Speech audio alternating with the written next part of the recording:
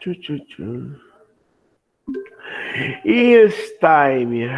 E começou essa aula. Vamos começar esse UFC. Blá, blá, blá. Blá, blá, blá. Blá, blá, blá. Enfim. Ai, ai. Hoje de manhã eu tava preparando um videozinho no outro canal que eu tenho, né? Que eu gosto de fazer sobre aquele do mundo quântico. Eu gosto de fazer curiosidades, falar sobre a parte esotérica, mística, falar sobre coisas bizarras, enfim, temas assim aleatórios, né? Mas que são curiosidades.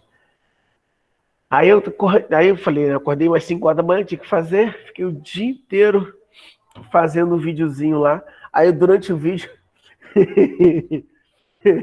eu ficava o tempo todo sugando, assim, puxando coisa. Falei, ai meu Deus, vai assim mesmo, vai no natural. Vai ser, vai ser uma beleza lá depois. Enfim, coisas do canal. Continuando, então, vamos lá para a matéria de hoje. A matéria é nova, tá? Deixa eu voltar aqui um pouquinho. Matéria nova fala sobre diagramas de fases. O que são diagramas de fase, galera?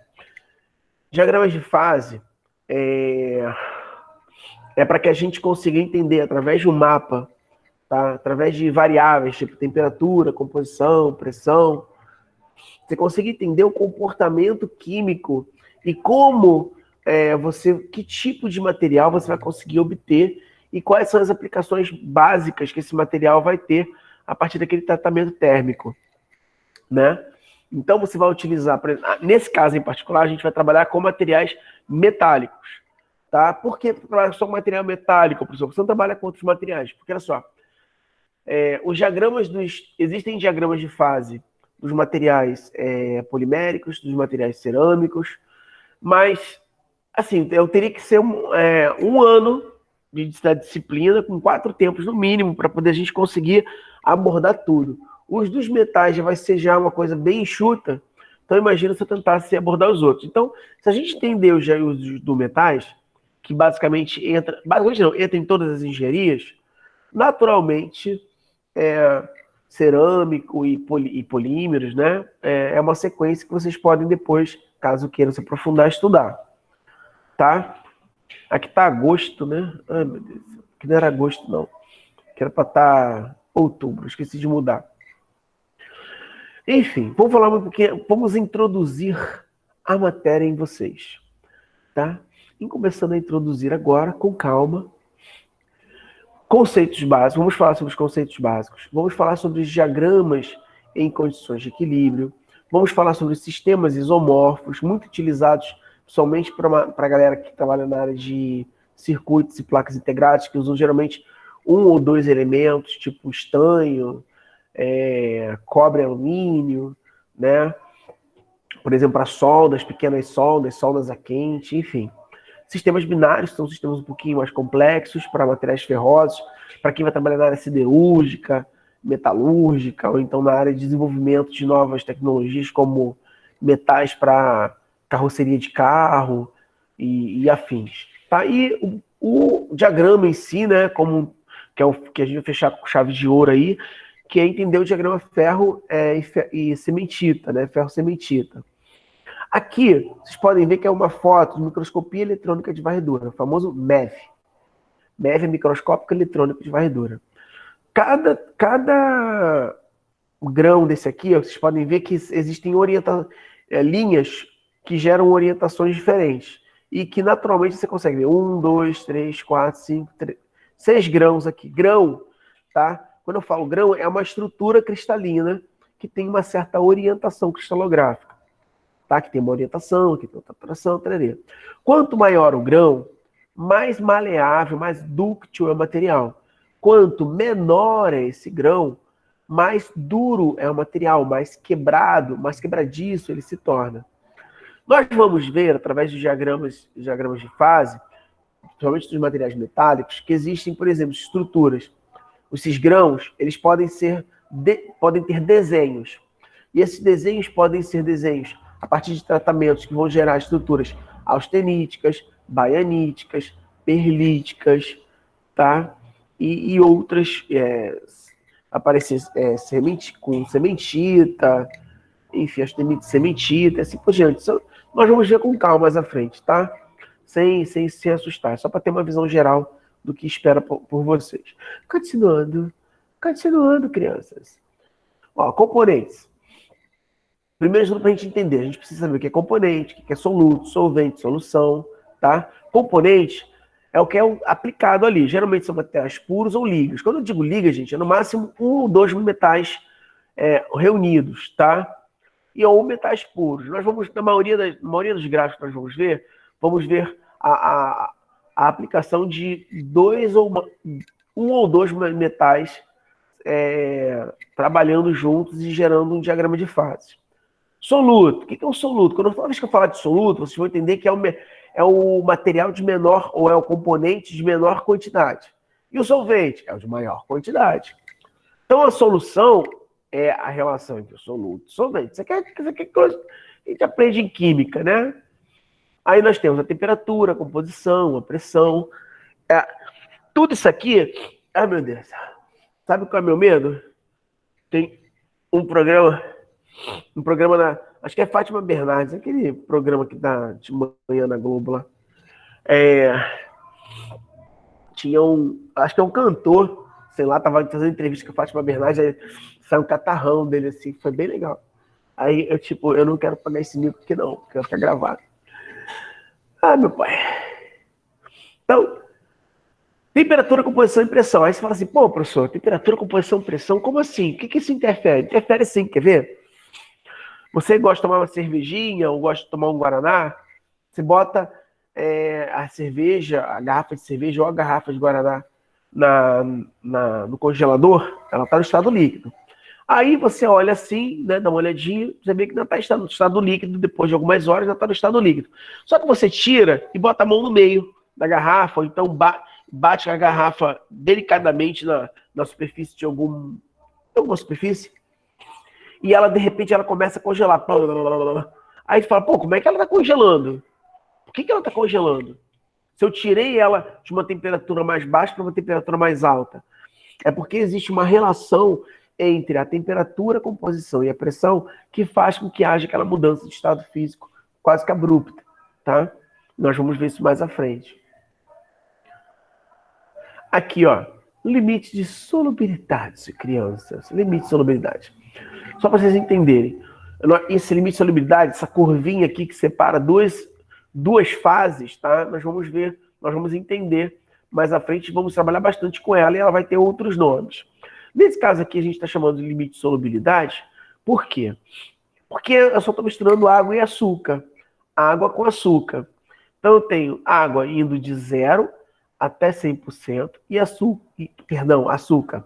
Açúcar indo de 0 até 100% e água indo de 100 até 0%, né? Ou seja, note que a soma vai dar sempre 100, ó. E 100 é tudo que eu tenho.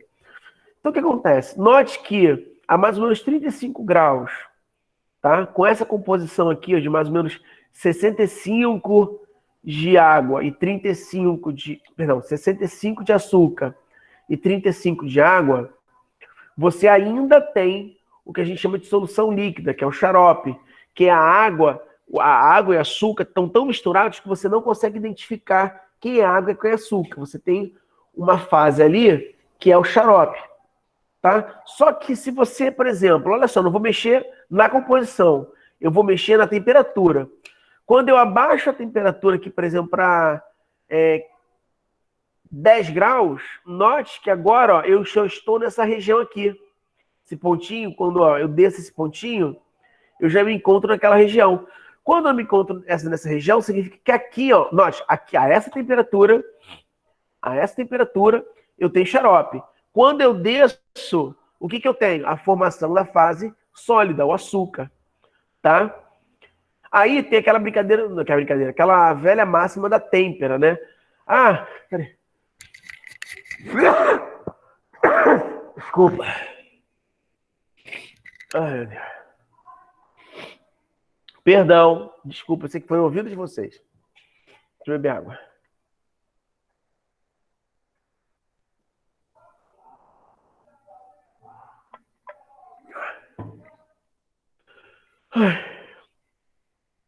Vamos lá. Aí, tem o que a gente chama de têmpera. Ah, professor, o que é têmpera? Têmpera é o seguinte.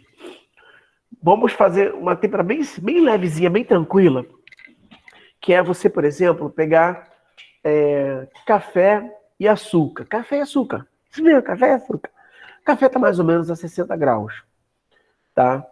Lembre-se, o café, 60, 65, vou botar 60. 60 graus, tá? Esse é o ponto B aqui, é o ponto do café. 60 graus. Aí, você está numa composição, 60 graus, você está numa composição de, sei lá, 70 de açúcar, nossa, e 10 de café, não é muita coisa. Enfim, não vou exagerar não. Mas, de qualquer forma, você tem lá uma porcentagem de açúcar e café, porque a partir do momento que você tem café, né, o ponto de fusão muda muita coisa.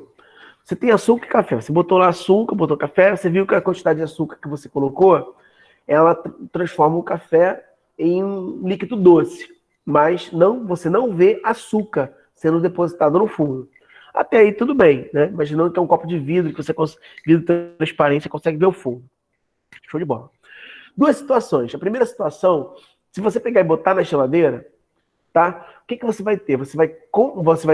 A temperatura vai esfriar relativamente rápido, tá? Chegando a 10 graus, por exemplo, ou menos.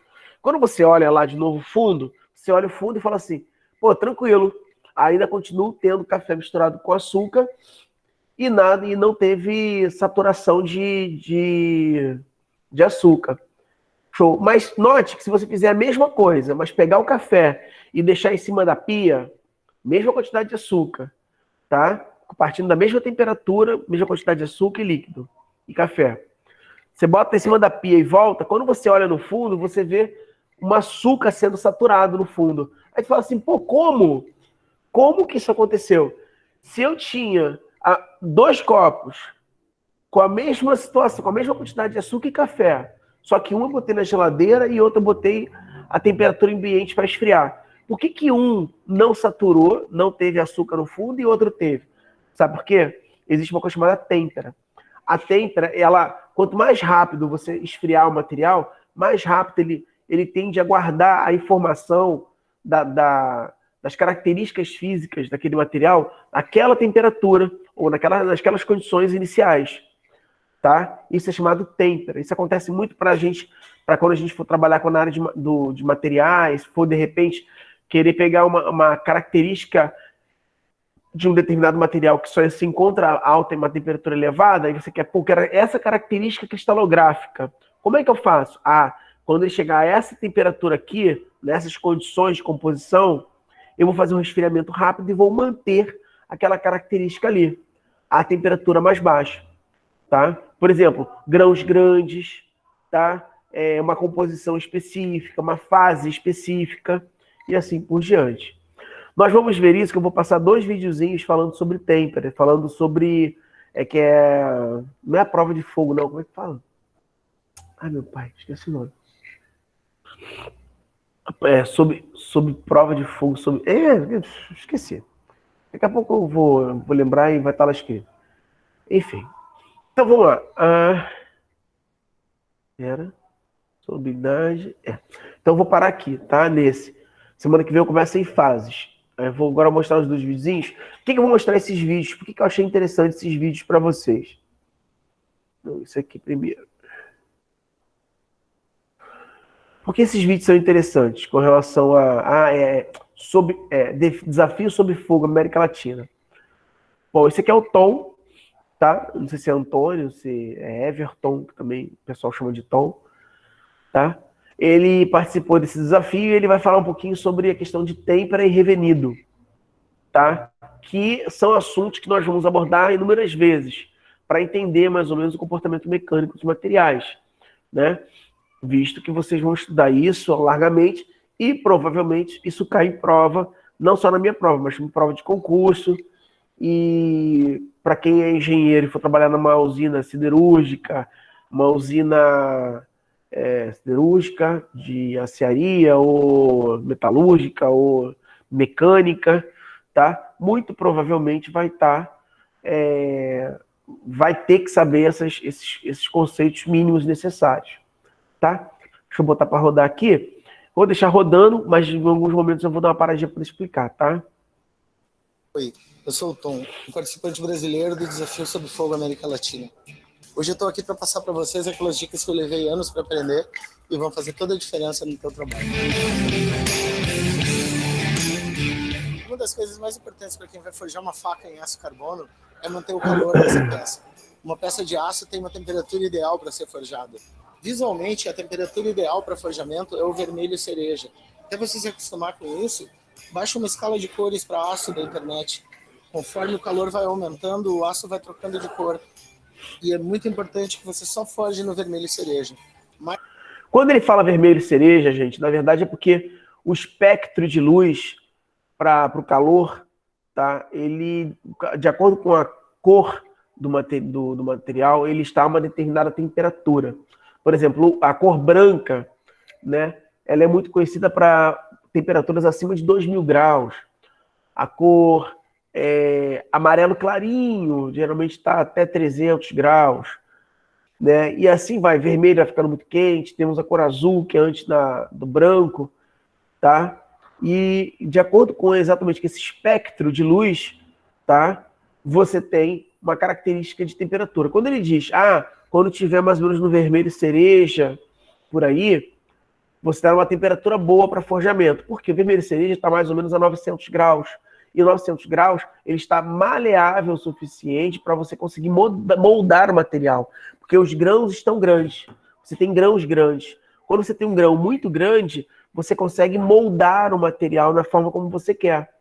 E esses grãos, e outra coisa, a 900, 950 graus, o que você faz? O carbono, o material é rico em carbono, né? Geralmente material ferroso é rico em carbono. O carbono, ele não migra para a superfície do material, porque se ocorrer a migração do carbono para a superfície do material, tá? Você gera oxidação, o material oxida, se torna pobre e assim por diante. Isso dificulta o processo de moldagem, tá? Mais quente do que isso, no amarelo, você pode estar estragando o carbono que tem naquela peça.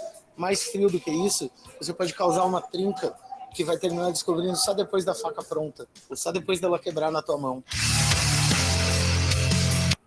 Se ele tiver muito frio, o que acontece? Quando você estiver fazendo o processo de forjamento, batendo na peça, os grãos que eram grandes, eles se tornam menores.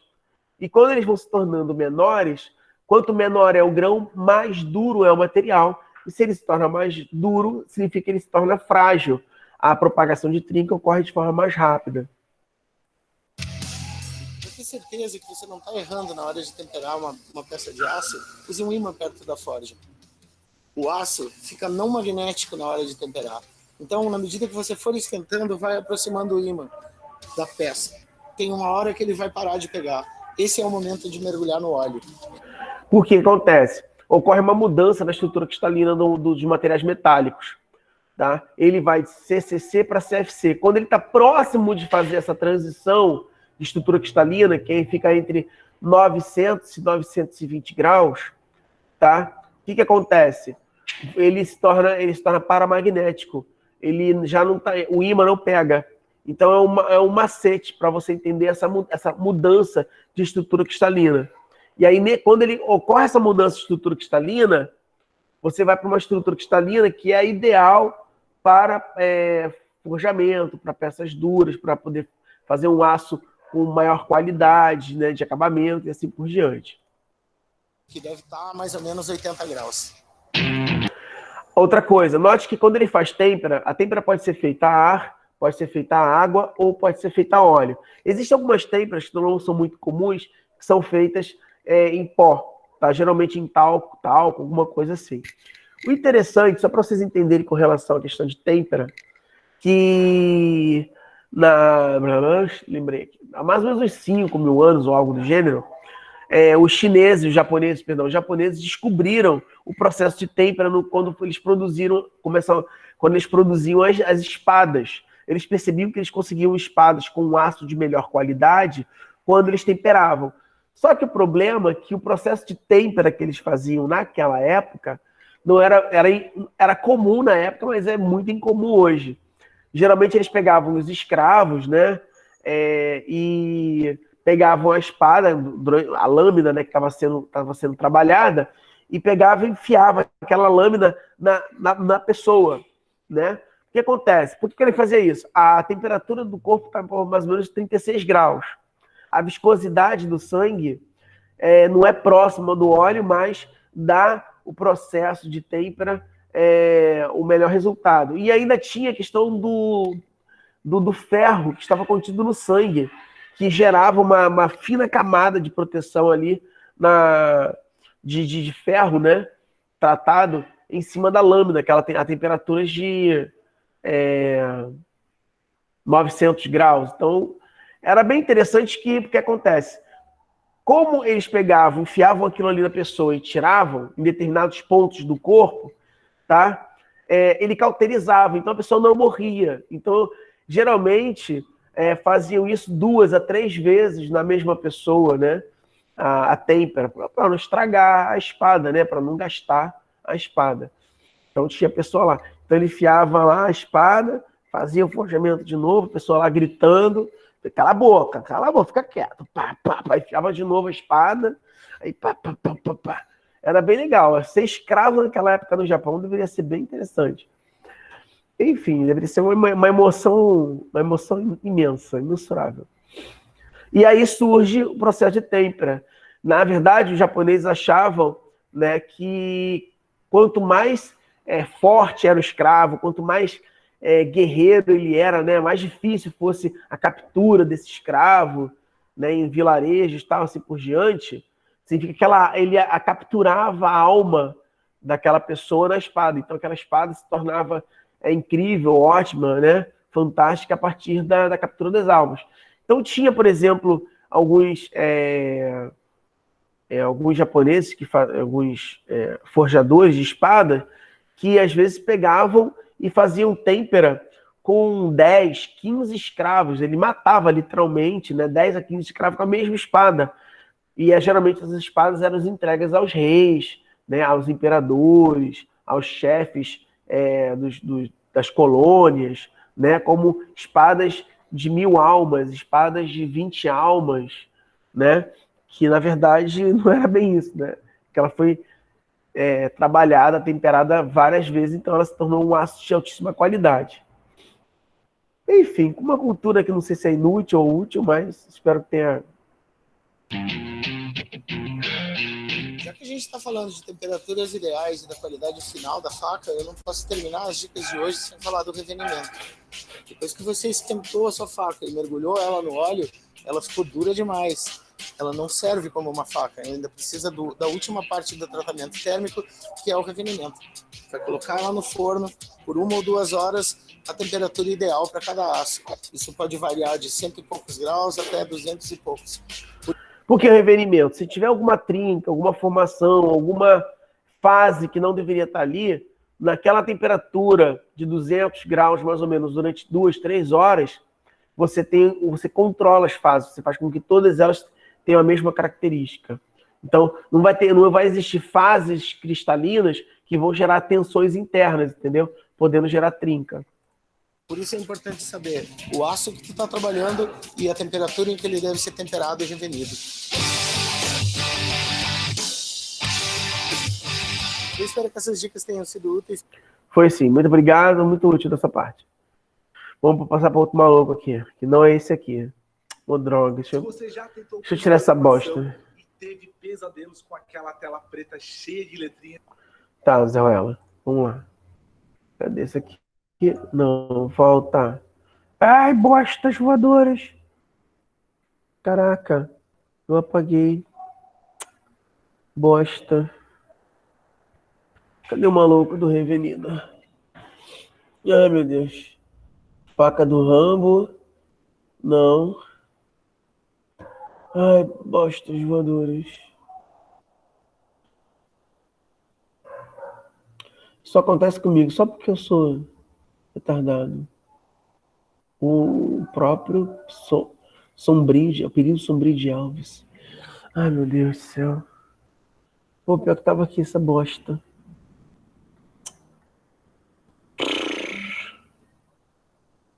Tem para passo a passo. Eu não queria mostrar isso aqui, eu queria mostrar o maluco lá fazendo o...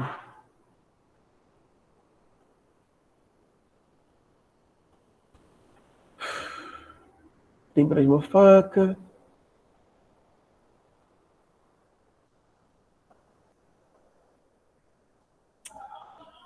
Poxa vida, deixa eu ver se mais pra frente. Ah, esse aqui. Esse aqui. Esse aqui mesmo. Achei. Bom, esse é outro brasileiro também, né? Desafio sob fogo, Brasil e América Latina. E vocês vão ver algumas têmperas. A têmpera que foi feita errada. Não foi, por que parece, não foi ele, não. Tá? Sou Sandro Eduardo Boeck, sou do Rio Grande do Sul, Cachoeira do Sul, Brasil. Tenho 44 anos. Para mim, a forja é minha vida. Eu vivo forja e eu amo o que eu faço. Larguei o direito para ser forjador. Bem-vindos. É uma enorme alegria para mim. Vou só adiantar um pouquinho, que esse cara fica falando um monte de coisa. É totalmente inútil. China, para forjar um púdio romano. Tá, um pudim romano. Note, aqui a lâmina de cima, a parte de cima e a parte de baixo precisam ter, tá, grãos grandes. Por que precisa ter grão grande, professor? Se você lembra, os grãos daqui de cima, os grãos formados aqui em cima precisam ser grandes para o material se tornar maleável, ou seja, para que eu possa fazer o fio da faca. Se isso aqui tiver grãos pequenos, significa que essa região aqui, ó, externa, ela vai se tornar tão dura que quando for fazer um corte alguma outra coisa, ela vai rachar. E a parte interna, esse meio aqui, ela precisa ter grãos pequenos. Por quê? Porque ele precisa ser duro o suficiente para aguentar o corte, para poder ser duro o suficiente para que ela possa ter firmeza para gerar o corte nessas laterais. Então, tem toda uma mecânica, uma engenharia envolvida no processo aqui. Note que eles vão começar a fazer um tratamento térmico, vão começar a trabalhar isso, e vamos entender como eles conseguem fazer essa parte central ficar com grãos pequenos e essa parte externa com grãos grandes. Forjar um pujo é um desafio, não é fácil de fazer pelos detalhes envolvidos na confecção da peça. É uma arma muito leve, com uma nervura central muito grossa. Mas tem mais uma coisa. Para fazer suas armas, deverão incorporar algumas dessas ferramentas da oficina. O novo normal tem essa máscara, mas também tem lugar para essa aqui. Ai. O novo normal tem aula online. Desculpa, gente. O professor é pobre, não tem como pagar. Ficar pagando no YouTube para não ter comercial, tá? Então eles vão terminar e vão ter que escolher uma dessas peças aqui para completar aquele pojo, tá? Então eles precisam... Ou seja, note, aqui tudo bem. Aqui ele vai pegar a peça para poder completar o pojo. Mas em alguns episódios, essas peças aqui se transformarão em faca, se transformarão em espada, vão se transformar em alguma coisa. Sei lá, tá? Algum material cortante, alguma coisa do gênero, tá? Algum tipo de equipamento, seja lá o que for. É muito louco. Por exemplo, eu já vi eles pegando mola de carro. Imagina mola de carro. Você tem que desenrolar aquilo no calor, botar reto, bater, enfim. Mola de carro. Já vi esferas circulares, umas esferas circulares bizarras. Os caras tinham que pegar aquela esfera ali e transformar em alguma coisa. Tá? E coisas assim. Coisas bem, bem, bem, bem loucas. Então, eles vão gerar a partir do metal que eles têm, mas depois ainda vão recorrer isso aqui. Então, quem for acabando primeiro, vem pegando a peça. Eu não esperava menos. Aqui sempre tem surpresas. Tem uma marreta, uma lima, uma chave inglesa e um pé de cabra. Qual vocês escolheriam? A lima. Por quê? Porque é mais plano, mais fácil de trabalhar e no processo é mais rápido. Vou fazer um pujo igual ao que os juízes têm ali. Vou me concentrar somente nisso. Eu não gosto de estar copiando a peça original. Eu gosto sempre de mudar algumas características do desenho para dar a minha assinatura à peça. Meu Pujo Romano vai cumprir as regras e ser o mais clássico possível.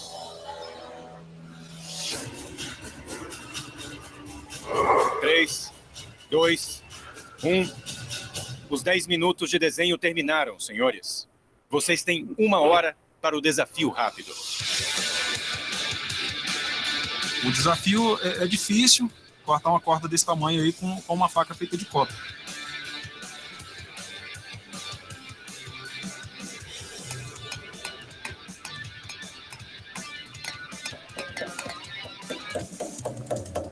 Não, tá forjando com martelete.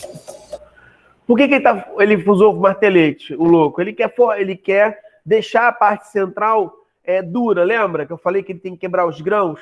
Só que ele está fazendo isso... Quando ele utiliza martelete, ele está aplicando uma força tão grande que ele está deixando os grãos muito pequenos.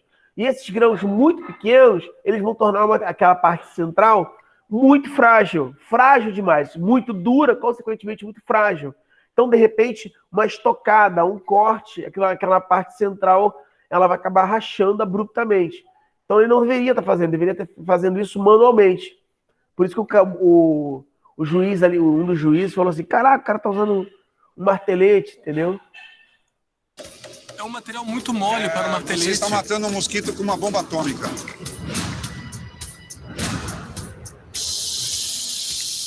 Me concentro nas instruções dos juízes. Disseram, isso tem que cortar, ninguém falou de empunhaduras, ninguém falou de cabo, ninguém falou de fio, simplesmente que corte.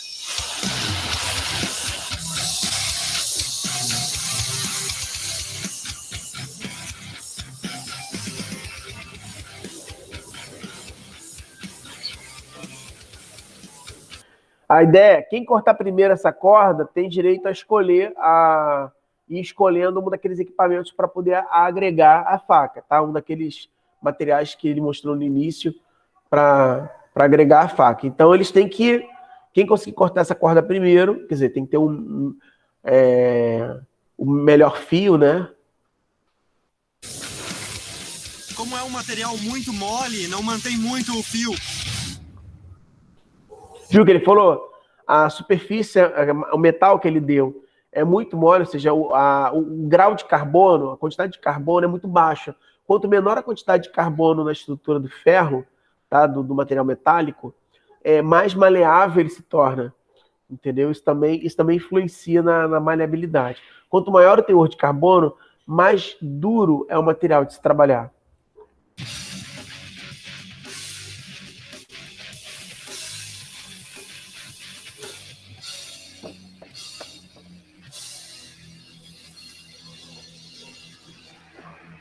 Foi logo na lima, malditozinho.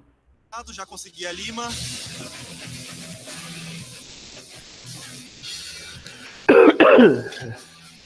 Temperando.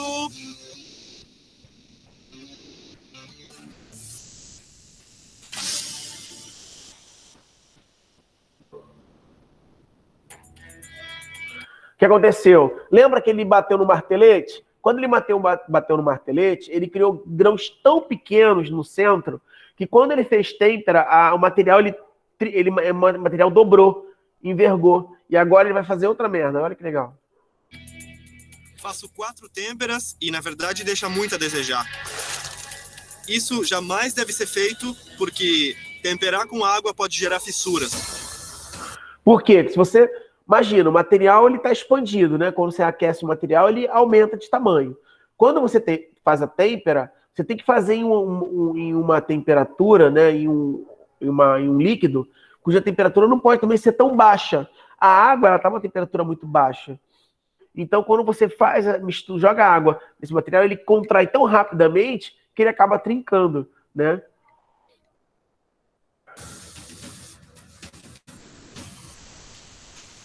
Dez, 9, 8, 7, 6, 5, 4, 3, 2, 1. Tempo! todos em suas bigornas.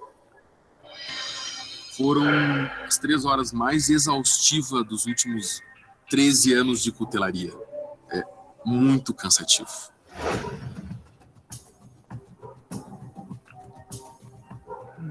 Muito bem, senhores. Agora chegou a hora de testarmos a dureza de suas facas. Sandro, você está preparado?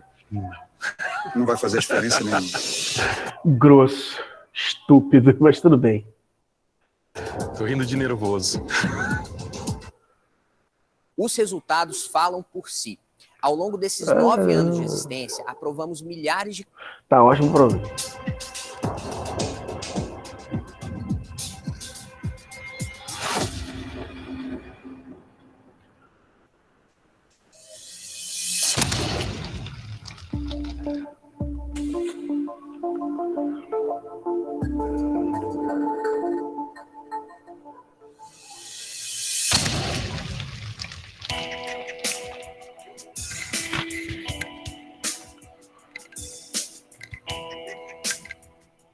Bom, Sandro, fez uma marca bastante profunda, chegou a lascar um pedaço aqui, de um lado do fio, e do outro lado deixou o fio bastante reto. Mas sobreviveu. É um teste muito árduo. Bom trabalho. Respiro aliviado. Aí ele faz isso com todo mundo, tal. Amassou, mas não quebrou. Porque a ideia, gente, não era a questão da lâmina amassar. Era a questão se o conjunto lâmina macia e estrutura central rígida, se esses dois, se um compensaria a energia do outro, entendeu? Ou seja, se a parte central tivesse muito dura, provavelmente, por mais que essa que fosse macia, ela não ia absorver suficiente energia e ia acabar rompendo no meio, quebrando.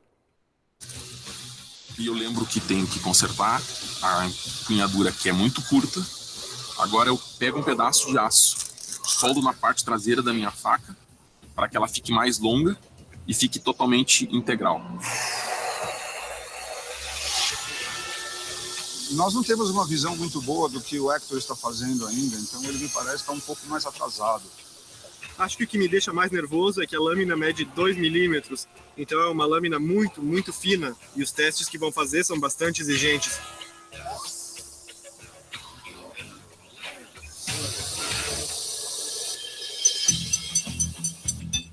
A faca tá curva, muito curva. Eu tento desempenar com o martelo, não tá indo, não tá voltando, porque ela é muito grossa. O Sandro tá fazendo o desafio sem fogo, tá golpeando a frio a lâmina temperada com o martelo para endireitar ela. Eu acho que pode até fazer isso com cobre, mas não com a lâmina agora, sem usar alguma coisa quente, né? Por quê? Como ele está usando isso aqui tá frio, ele está fazendo o que a gente chama de encroamento a frio, trabalho a frio. Quando ele bate, querendo ou não, ele começa também a quebrar os grãos. Tá? E aí, quando ele começa a quebrar os grãos, ele forma grãos menores, cada vez menores. Se ele faz isso a temperaturas altas, os grãos se mantêm grandes o suficiente e ele consegue modelar a faca do jeito que ele quer. Mas aí ele está, enfim, está fazendo do jeito dele, do jeito que ele acha que vai funcionar.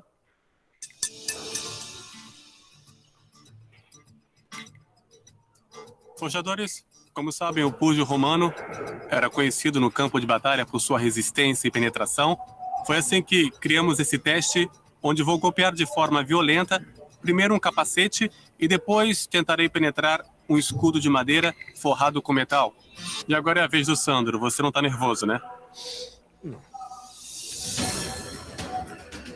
Eu olho o elmo e o escudo e eu olho a minha peça na banca e eu digo assim, não vai aguentar.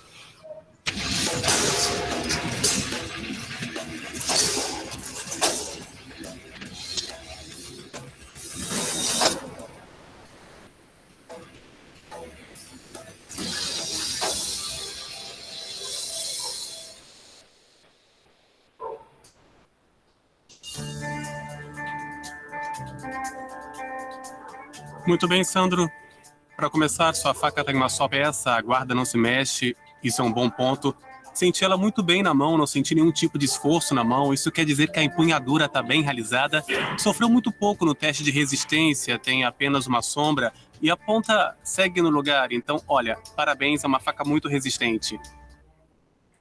Nos dias você tem vários canais de comunicação para conversar com seus clientes. Por que não unificar todos eles? Bitrix. Que bom. Enfim. Na verdade, eu não me lembro se ele ganhou. Do outro lá, o tal do Tonga havia ganhado. Havia ganhado, enfim. Onde eu estava? Quem sou eu? Aqui eu estou. Voltei para vocês. O que vocês estão rindo? Estão me zoando? Só porque eu sou pretinho? Ai, ai. Morreu, chamava o próximo. Enfim. É isso, crianças. Não vou mais me delongar. Alguém tem alguma pergunta, alguma dúvida, alguma curiosidade? Pra gente matar logo? Alô? Tem alguém? Fala comigo. Não? Podemos terminar? Vocês me permitem terminar a aula? Então, muito obrigado. E nos vemos semana que vem. Espero estar vivo até lá. Drama, o drama. Tadinho do Everton, tadinho do professor. Tadinho dele. Tô todo descabelado, agora eu tô vendo aqui. Tô um bagaço. Tá bom? Então, beijo, tchau. Nos vemos na próxima. Deixa eu tirar aqui a apresentação. Valeu, galera. Boa noite, professor. Valeu. Boa noite. Interromper a gravação.